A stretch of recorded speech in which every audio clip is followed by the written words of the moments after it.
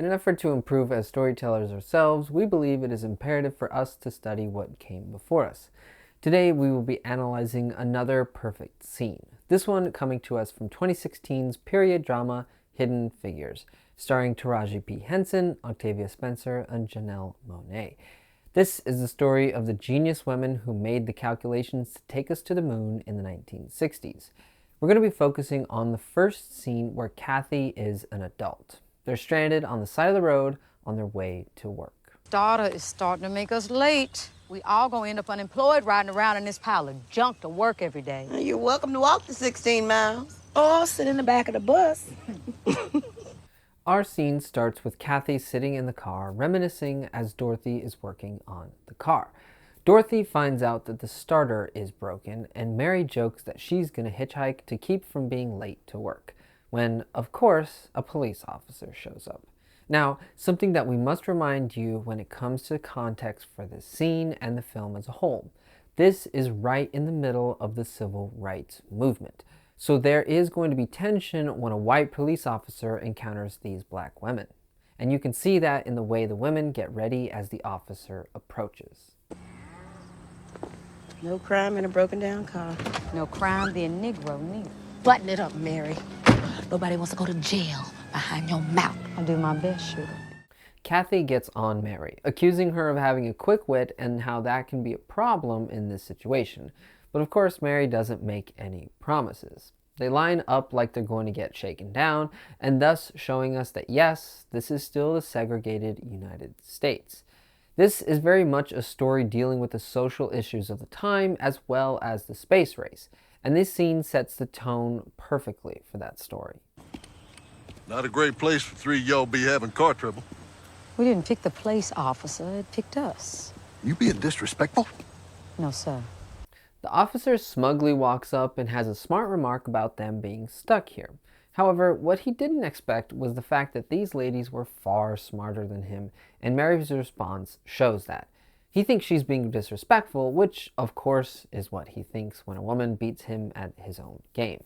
Asking for their identification, he wants to get to the bottom of why they're out here, but he's got an answer he definitely wasn't expecting. We're just on our way to work at Langley.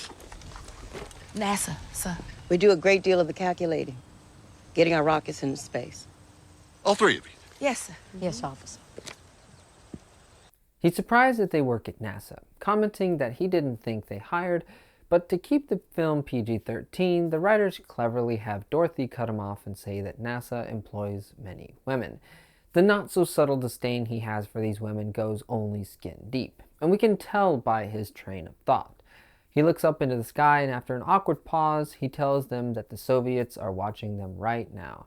Of course, now we know that this wasn't the case, but knowing our history, this was a very real fear that the US citizens had during this time. The space race felt like a fight for the future of the world, and even racist police officers were afraid. NASA? That's something. I had no idea they hired. There are quite a few women working in the space program. He asks them about the Mercury 7 astronauts, and here we get Mary lying to this man.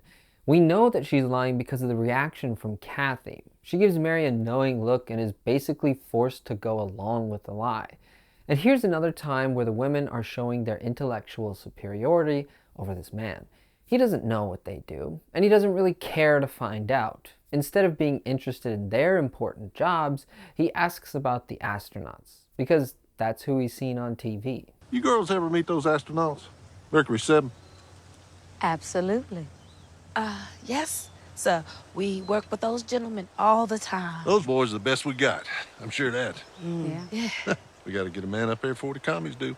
He once again goes into the space race and says that they have to get somebody in space before the Soviets do, because at the time that meant the US was still on top. And of course, they wanted to be. They thought that the Soviets were almost as bad as the fascists, but since those were dealt with for the time being, the US turned its sights on communism. Because, as he says, the whole country is counting on them. Hard being of service broken down on the side of the road, though. Right. What, y'all need a tow or something? No, thank you, officer. I think I got it. Just give me my... Mary, the brilliant woman that she is, mentions that they can't do their jobs being on the side of the road. Another example of her running intellectual circles around this guy. He's just a distraction, a speed bump in their story. He asks about helping them, but Dorothy doesn't need it. All she needs is a screwdriver to bypass the starter. This scene is a beautiful example of giving us the characterizations of these three characters, giving us both the obvious and less obvious elements that comprise them. Well, hell, least I can do is give y'all an escort. I imagine you're running late to work. Oh, no, sir, we wouldn't want to bother you. That would be wonderful, officer. Thank you so much, sir. Follow me. I'm driving. Hurry up, Dorothy, before he changes his mind. The car starts right up, and finally, at the very end of the scene, does the officer actually become helpful to our heroes. Instead of being a hindrance, he offers to give them an escort. And we want to note something special here. Cathy tries to decline the help from the officer, which shows us what she needs to do to complete her arc. She's a passive, shy person who will, by the end of the story, come out of her shell and learn to proudly accept what she deserves. Mary so graciously accepts the offer from the man and says that she's driving. And off into the rest of the story we go. And that's why this is a perfect scene. Dear Lord, I don't even know where to begin. Oh, I'll tell you where to begin. 3 Negro women are chasing a white police officer down the highway in Hampton, Virginia, 1961. Ladies, that there is a God-ordained miracle.